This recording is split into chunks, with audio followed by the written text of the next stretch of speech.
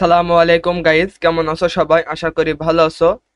তো Microsoft word 2016 11 নম্বর পর্বে আজকে আমি দেখাবো এখানে যে টেবিল অপশন আছে, ইনসার্ট অপশনের যে টেবিল গ্রুপের যে টেবিল অপশন আছে, এখানে যে টেবিলে ক্লিক করলে যে টেবিলে যে অপশনগুলি পাওয়া যায়, আজকে আমি এটা নিয়ে কথা বলবো।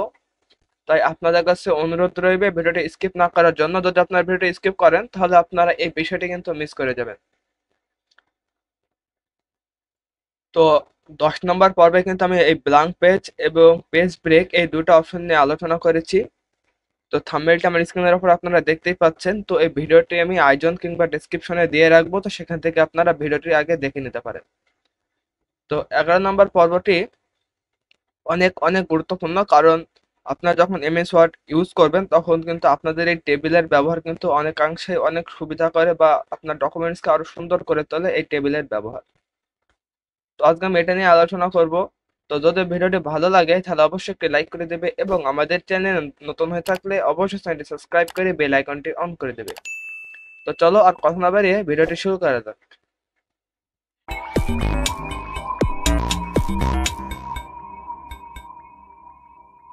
তো প্রথমেই আমার স্ক্রিনটি আপনারা দেখতেই পাচ্ছেন।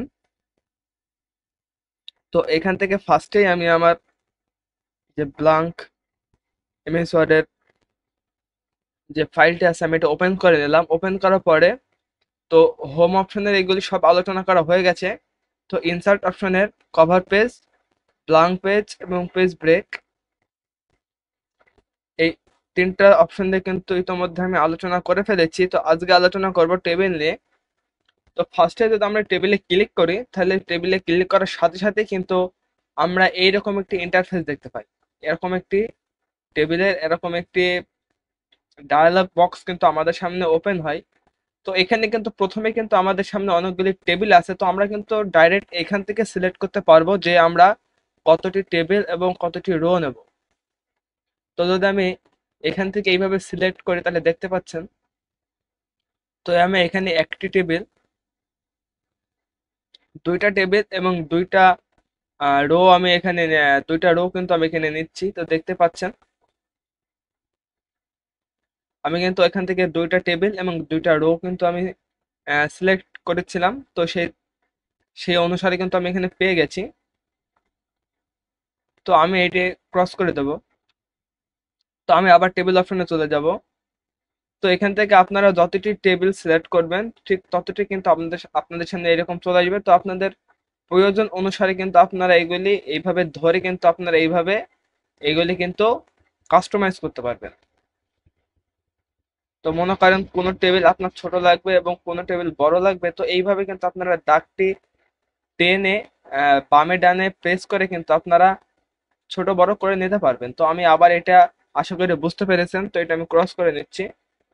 তো আমি আবার টেবিল অপশনে চলে যাচ্ছি। টেবিল অপশনে যাওয়ার পরে এরপরে নিচে যে অপশনগুলি আছে এখানে ইনসার্ট টেবিল বলে একটা অপশন আছে। তো আমি যদি এখানে ক্লিক করি, এখানে ক্লিক করলে কিন্তু আমার সামনে এই যে এরকম একটি ডায়ালগ বক্স ওপেন হয়ে গেছে। তো এখানে প্রথমে লেখা আছে number of column, number of row.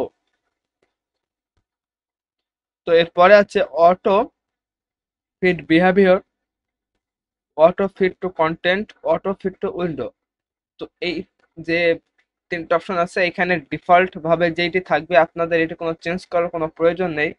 তো নিচে কিন্তু আরেকটা অপশন দেখতে পাবেন, remind dimensions for new table. তো এইগুলো কিন্তু আপনাদের কোনো কিছু নাড়াচাড়া করার দরকার নাই। তো এখান থেকে কিন্তু আপনারা সিলেক্ট করতে পারবেন যে আপনারা কয়টি টেবিল এবং কয়টি রো নেবেন। তো এখানে প্রথমে এখানে 5 আছে এবং এখানে 2 আছে। তো এগুলো ইচ্ছা করলে আপনারা কাস্টমাইজ করতে পারবেন। তো এই যে 5 যেটি আছে আমি এখানে কিন্তু 10 প্রেস করব। এরপরে নিচে যে 2 লেখাটি ছিল ওইখানে কিন্তু আমি 8 ক্লিক করব। তো এখানে আমাকে 10টি কলাম দেবে, একটি টেবিলে আমাকে 10টি কলাম দেবে এবং 8টি ওই টেবিলে 8টি রো থাকবে। তো আমি এবার এখানে ক্লিক করি। তো এবারে আমি আপনাদের গুণে দেখাবো, 1 2 3 4 5 6 7 8 9 10। তো দেখতে পাচ্ছেন 10টি কলাম কিন্তু আমাকে দিয়ে দিয়েছে। এরপরে কিন্তু আমি 8টি রো আমি সিলেক্ট করেছিলাম। তো আমি এখন গুণে দেখছি, 1 2 3 4 5 6 7 8। তো আপনারা দেখতে পাচ্ছেন 8টি রো কিন্তু আমি এখানে পেয়ে গেছি। তো ওইখানে কিন্তু আপনারা আপনাদের ইচ্ছে মতো কিন্তু আপনারা কলাম এবং রো কিন্তু আপনারা এখান থেকে নিতে পারবেন। তো এটির একটা সুবিধা হচ্ছে, আপনারা যদি এখান থেকে টেবিল সিলেক্ট করেন তাহলে এখানে সর্বোচ্চ নেওয়া যাবে 10/8। 10/8টি রো পর্যন্ত আপনি নিতে পারবেন। তো আপনাদের যদি এর থেকেও বেশি রো প্রয়োজন হয় বা টেবিলের কলাম প্রয়োজন হয়, তো সেক্ষেত্রে কিন্তু এখান থেকে আপনারা নিতে পারবেন না। সেক্ষেত্রে কিন্তু আপনারা এখানে ইনসার্ট টেবিলে যে এখান থেকে আপনারা টাইপ করে কিন্তু আপনারা নিতে পারবেন। তো যেমন দেখেন, আমি যদি এখানে 50 টাইপ করি, এরপরে এখানে 20 টাইপ করি, এরপর আমি ওকে করলে দেখতে পাচ্ছেন আমি কিন্তু সেই অনুসারে কিন্তু একটা টেবিল এখানে পেয়ে যাচ্ছি। টেবিলের কিন্তু অনেক ছোট দেখাচ্ছে।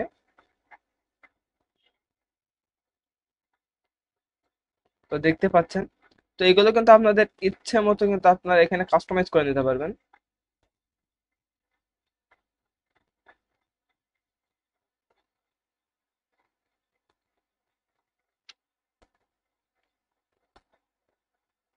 তো এরপরে আপনারা নিচে যে অপশনটি দেখতে পাবেন সেটি হচ্ছে draw table. Draw table design your own table by drawing the cell, row and column borders yourself. You can even draw diagonal lines and cell within cell.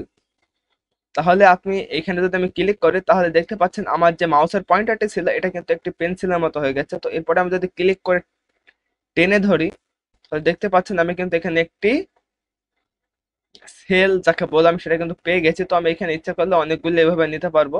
তো এগুলো আপনারা আপনাদের ইচ্ছা মতো কিন্তু আপনারা এগুলা আহ, নিতে পারবেন।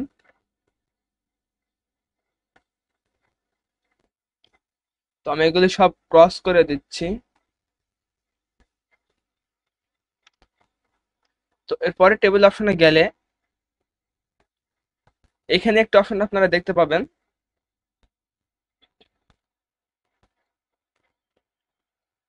Excel spreadsheet. তো এখানে যদি আমি ক্লিক করি আর দেখতে পাচ্ছেন আমার এটা কিন্তু একটু লোডিং নিচ্ছে। তো আপনারা দেখতে পাচ্ছেন আমার যে এমএস ওয়ার্ড ওইটার ভেতরে কিন্তু এক্সেলের একটি শিট কিন্তু আমি এখানে পেয়ে গেছি। তো শিটটি ইচ্ছা করলে কিন্তু আমি আমার ইচ্ছা মতো টেনে আমি বড় করতে পারবো। তো এই ক্ষেত্রে আপনাদের যদি এক্সেলের কোনো হিসাব নিকাশ করতে হয় এমএস ওয়ার্ডের ফাইলের ভেতরে, তো সেই ক্ষেত্রে কিন্তু আপনারা এখানে এই শিটটি দিয়ে কিন্তু সেই হিসাব নিকাশগুলো আপনারা কিন্তু সুন্দরভাবে করতে পারবেন।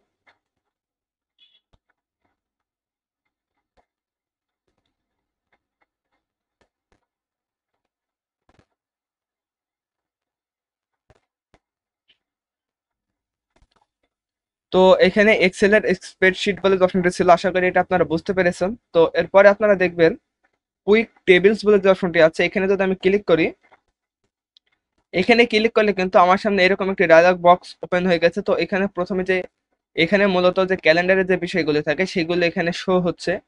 তো এখানে আপনারা আপনাদের ফাইলের ভেতরে কিন্তু এই যে ক্যালেন্ডারের যে অপশনগুলো আছে এগুলো কিন্তু আপনারা সুন্দরভাবে ইউজ করতে পারবেন। তো আশা করি আপনারা এই টেবিল অপশনটা বুঝতে পেরেছেন। তো আরেকটা বিষয় নিয়ে আমি আলোচনা করবো, সেটি হচ্ছে প্রথমে আমি এখানে কটা টেবিল নিচ্ছি।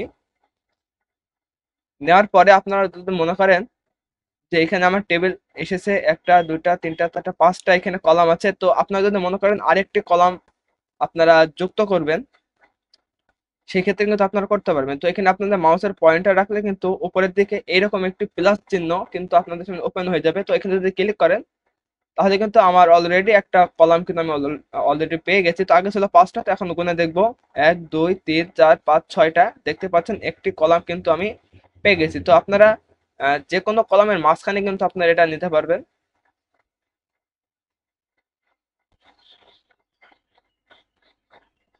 তো আশা করি আপনারা বুঝতে পেরেছেন যে কিভাবে আপনারা টেবিলের অপশনটি নিয়ে কাজ করবেন।